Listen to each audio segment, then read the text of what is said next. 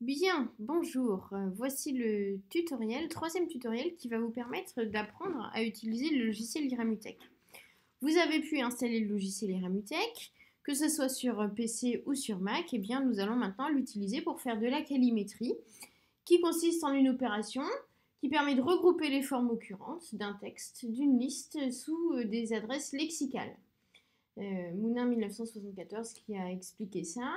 C'est finalement une forme d'analyse qui permet de regrouper, de lister les occurrences des mots rencontrés, mots présentant des racines identiques.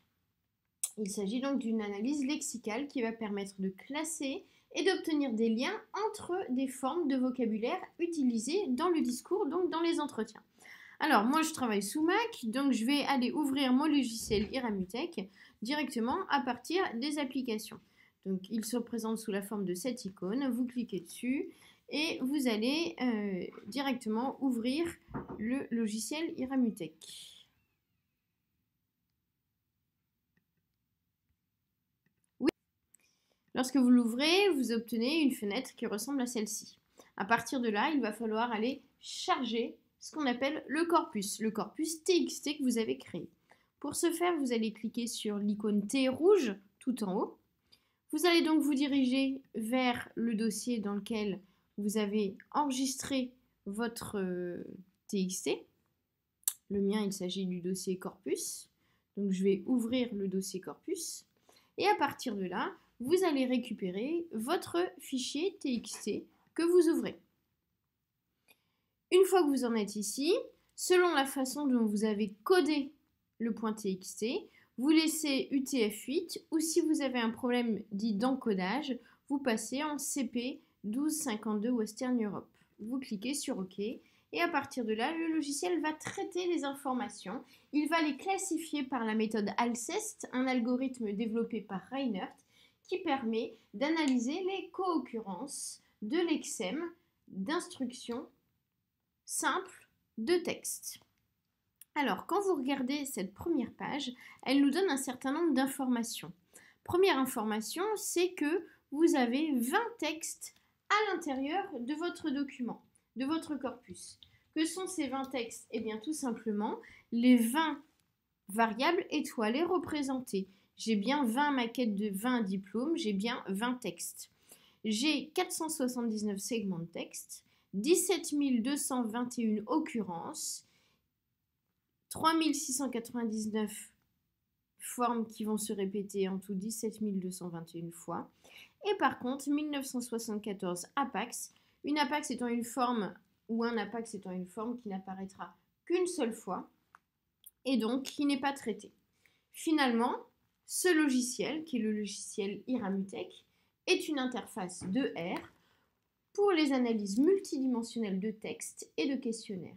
Et son fonctionnement va consister à préparer des données, écrire des scripts qui sont analysés via le logiciel R qui fonctionne derrière. Les résultats sont finalement affichés par l'interface et nous permet d'obtenir un certain nombre de résultats. Tout d'abord, première analyse que nous allons faire une analyse Reinert. Pour cela, vous allez cliquer sur l'icône verte qui se trouve en haut et vous laissez la lemmatisation et l'indexation au niveau du dictionnaire. Vous cliquez sur OK. À partir de là, il vous propose une classification simple ou une classification double. Vous restez pour le moment sur une classification simple de texte. Vous choisissez de cliquer sur OK. Vous laissez travailler le logiciel qui va déterminer une première analyse que l'on appelle la classification hiérarchique descendante ou classification descendante hiérarchique qui vous est présentée par le graphe ici.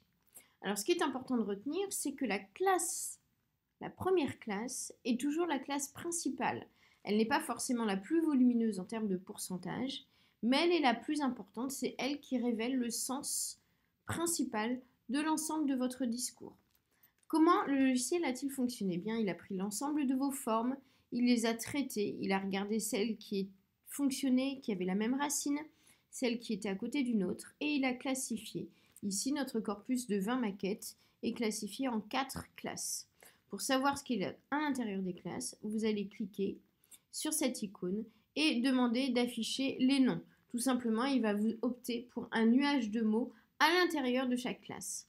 Donc si je prends la classe 1, par exemple, vous avez création, développement, strat, master, etc. Si vous prenez la classe 2, vous avez expérience, startup. La classe 3, étudiant, diplôme spécialisé, master. Et la classe 4, mise en œuvre commerciale de l'entreprise. Ce que vous pouvez aussi repérer, c'est que finalement, les classes 1 et 2 fonctionnent ensemble, alors que les classes 3 et 4 travaillent ensemble. Vous pouvez aussi opter pour d'autres présentations en cliquant sur ce qu'on appelle le dendrogramme et obtenir des dendrogrammes différents en choisissant différents formats. Je fais OK, je vais obtenir le dendrogramme qui suit. Ce qu'il faut savoir aussi, c'est que vous pouvez récupérer toutes ces données directement à partir de la racine. Je m'explique. Là, vous êtes allé chercher votre corpus TXT. Eh bien, le logiciel va créer un dossier. Ce dossier, il est ici. Quand je l'ouvre, eh bien, vous allez avoir les différentes analyses réalisées. Ma première analyse étant une analyse Alceste, vous récupérez ici en format PNG l'ensemble des dendrogrammes, c'est-à-dire des classifications descendantes hiérarchiques. Voici un exemple. Je referme pour revenir à mon analyse de départ. Donc la première idée, c'est qu'à partir de cette classification des hiérarchiques, eh bien, vous allez baptiser, donner un nom, un intitulé à chacune des classes, de manière à pouvoir analyser les choses plus facilement. Je vous donne un exemple. Si je prends ma classe 1, le mot le plus parlant, prégnant à l'intérieur est création, puis développement, puis strat, puis master. On est donc bien sur la création de l'entreprise. Si on fait l'exercice sur la deuxième classe, la classe 2, j'ai expérience et start-up. Donc je vais être davantage sur le côté développement, start-up, expérientiel. Si je prends enfin la classe 3, on est sur les mots tels que diplôme, étudiant, master. On est sur la partie pédagogique. Donc à partir de là, eh bien, traitez votre corpus et essayez petit à petit de l'analyser. Quand vous cliquez sur les onglets, vous obtenez des profils. Des profils par classe, par les classes qui ont été réalisées. Si je prends le mot intrapreneurial, je clique droit dessus, eh bien je peux avoir le Qui2 par classe. Je vous rappelle que le Qui2 est un test statistique vous permettant d'étudier le lien entre deux variables. Donc il va faire le lien entre la classe et le mot. Vous pouvez afficher un concordancier dans tous les segments, c'est-à-dire les verbatims, les phrases, les citations qui comprennent ce mot. Vous pouvez toujours récupérer ce qu'on appelle le graphe de la classe ou le graphe du mot, qui va donner quelque chose comme ceci. Donc tous les liens entre les mots. C'est finalement le réseau social du mot. Je reviens à ma première analyse et je continue. Donc vous pouvez, à partir de là, eh bien, aller en profondeur à l'intérieur de vos entretiens. Je prends le mentor. Qu'est-ce que c'est que le mentor? Eh bien, je vais aller sur le concordancier et je vais regarder toutes les phrases, toutes les citations exprimées autour du mentor. Par exemple, le label incubateur est un partenaire pour le French Tech et les mentors vont permettre de se spécialiser sur le Lean Startup. Donc on a ce côté expérientiel et professionnel. Ça vous permet aussi de mettre des citations à l'intérieur de votre analyse, dans vos mémoires, dans vos études, dans vos rapports par exemple. Et puis la troisième analyse que vous permet, eh bien, cette analyse Reinert, c'est l'analyse factorielle des correspondances. Alors l'analyse factorielle des correspondances va vous permettre de dresser, de projeter sur deux axes eh bien, l'ensemble des données, notamment réparties par classe. Vous avez bien, par couleur, les différentes classes qui vous sont proposées. La classe rouge étant celle que vous allez trouver tout en haut à gauche. Qu'est-ce qu'on peut voir? Eh bien, comme en statistique, comme en analyse de données, en analyse factorielle de correspondance, eh bien, on va avoir projeté sur les deux axes un ensemble de points, un ensemble de variables repérées par thématique ou par classe et vous allez pouvoir travailler les oppositions. Sachez tout, plus on a une zone centrale, moins il y a de profils discriminants, c'est-à-dire que moins on va pouvoir analyser, montrer des distinguos entre les classes. Plus elle s'éloigne, plus on aura d'opposition. À titre d'exemple, eh bien, si l'on prend l'axe des abscisses, vous aurez la classe 1 qui va s'opposer à celle-ci. Si l'on prend l'axe des ordonnées, vous aurez la classe rouge, création d'entreprise, qui va s'opposer à la partie digitale. À partir de là, vous allez pouvoir réaliser des analyses en étudiant les mots, les formes, les mots projetés ou les variables étoilées. En effet, on a créé des variables et donc si vous descendez sur le troisième graphique, vous voyez vos variables apparaître. Si on analysait un petit peu les choses en profondeur, eh bien, l'école IAE Lyon est l'école qui représente le plus le discours de la classe 1, de la classe en rouge. Ce discours, vous vous souvenez, est le discours lié à la création de l'entreprise. Si je prends par contre l'école EM Grenoble, qui est en opposition avec l'IAE de Lyon sur l'axe des abscisses, elle représente le plus la classe mauve, qui est liée à la mise en œuvre commerciale de l'entreprise. Si je prends maintenant ESCP Europe ou encore EM Lyon, qui se trouve en opposition avec l'IAE de Lyon sur l'axe des abscisses et sur l'axe des ordonnées, eh bien ces deux écoles vont davantage représenter un parcours plus pédagogique. D'accord ? Je vous laisse donc découvrir petit à petit l'intérêt de l'utilisation de l'analyse factorielle. Dans un deuxième temps, on peut réaliser un graphe des similitudes. Le graphe des similitudes est une analyse des co-occurrences sous forme graphique des mots associés. On va l'utiliser et elle utilise la théorie des graphes ou l'analyse des données relationnelles, encore appelée analyse des réseaux. Pour l'obtenir, vous allez cliquer sur cette petite icône Analyse des similitudes. Lorsque je clique, vous avez cette fenêtre qui apparaît, vous laissez toujours la lemmatisation et l'indexation, vous cliquez sur OK.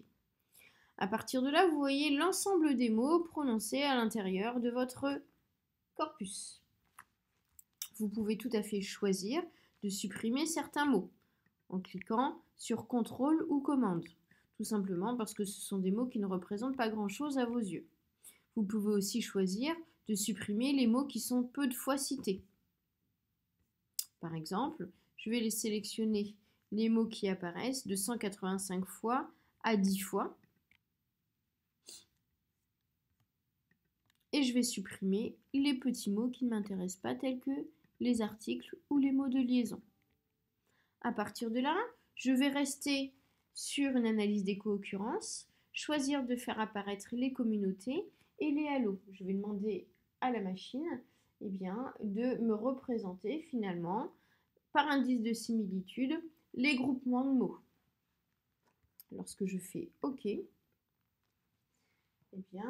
va me déterminer un graphe avec en centrale le mot le plus important de votre corpus. Ici, on est sur le mot projet. Puis vous avez des bulles de couleur. Chaque bulle de couleur correspond à une communauté de mots, communauté de formes. Et puis vous avez des liens. Les liens déterminent un indice de co-occurrence, la proximité des communautés entre elles et des mots entre eux. Plus le lien est fort, plus le trait est épais. Ici, par exemple, forcément, lien important entre projet et entreprise, entre la bulle projet et la bulle création d'entreprise et développement. D'accord ? Vous avez un lien fort exactement de la même façon avec projet et entrepreneur. Et puis ensuite avec le business plan, et ainsi de suite. Vous pouvez choisir aussi de changer d'indice. Nous avons choisi un indice de co-occurrence.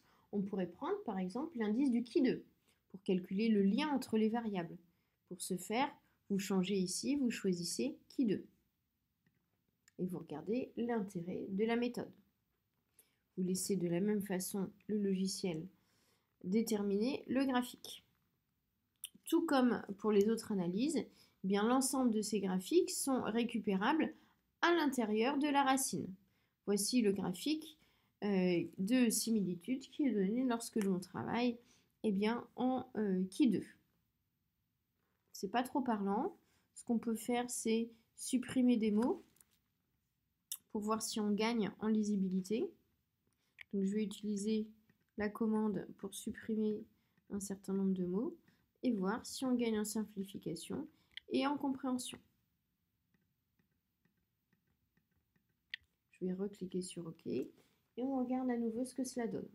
Et de cette manière-là, vous avancez jusqu'à obtenir des données, des choses qui vous semblent compréhensibles, qui s'expriment, qui sont explicites et qui vont vous permettre, à partir de vos propositions de recherche, d'analyser vos données. Donc là, on voit bien qu'il y a une forme importante sur le projet de création d'entreprise, lié avec le côté pédagogique et le développement de l'entrepreneur. On peut aussi utiliser un autre indice de la même façon que le qui 2. Par exemple, on pourra choisir l'indice Jacquard. Cet indice permet de comparer les ensembles de mots sans tenir compte de la fréquence ni de la taille du mot. Donc on va chercher cet indice. Il est là-haut. Je clique sur OK. Et voici la cartographie qui nous est transmise.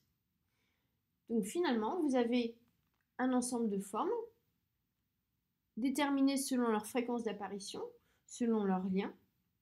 L'indice vous permet de choisir le type d'indice de similitude et le layout vous permet de définir les formes de présentation. Par exemple, je peux choisir de sélectionner le Kamada et vous aurez uniquement un design différent.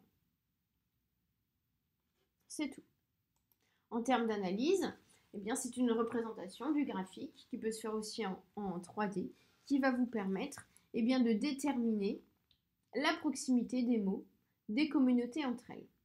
Vous pouvez faire apparaître aussi les communautés lexicales de différentes façons en choisissant le edge qui est le chemin le plus court, mais si vous choisissez le fast greedy, eh bien, il s'agit de structurer la communauté sous forme de grand réseau. Je clique sur OK, vous allez voir que les mots, les formes, les communautés vont apparaître de façon différente.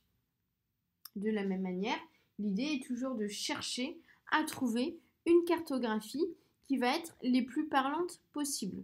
Je peux aussi choisir le label propagation qui transfère l'information, le leading vector qui détecte la structure d'une communauté et les sépare par des sommets.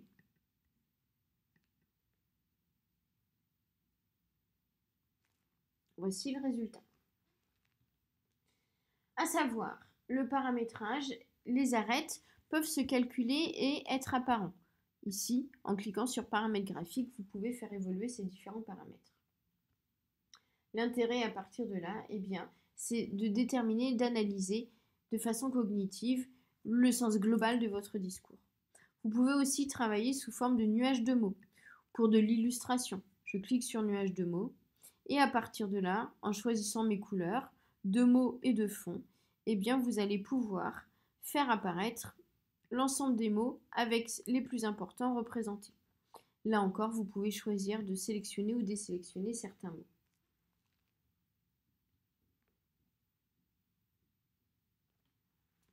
Grâce à cela, vous allez pouvoir traiter les données qualitatives, traiter vos entretiens, mais pas seulement. Vous allez pouvoir aussi traiter des données ethnographiques ou nethnographiques.